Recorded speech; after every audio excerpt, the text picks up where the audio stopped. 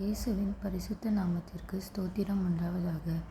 இன்றைய வேத வசனம் எரேமியா 29ஆம் அதிகாரம் 13ஆம் வசனம்.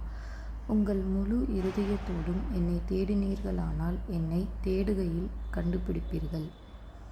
இந்த வசனம் எழுதப்பட்ட காலம் இஸ்ரவேல் மக்கள் பாபிலோனில் சிறைப்பட்டிருந்தார்கள். அவர்கள் தங்கள் பாவங்களால் தேவனிடமிருந்து விலகி இருந்தார்கள். அந்த நேரத்தில் தேவன் தீர்க்கதரிசி எரேமியா மூலம் ஒரு நம்பிக்கை செய்தியை கொடுத்தார். அது என்னவென்றால், நீங்கள் உண்மையாக என்னை தேடினால் நான் உங்களை விட்டுவிட மாட்டேன். நீங்கள் என்னை கண்டுபிடிப்பீர்கள். இன்றும் பலர் பிரச்சனை வந்தால் மட்டும் தேவனை தேடுகிறார்கள்.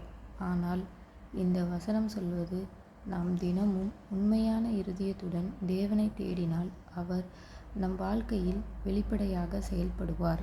ஆமென்.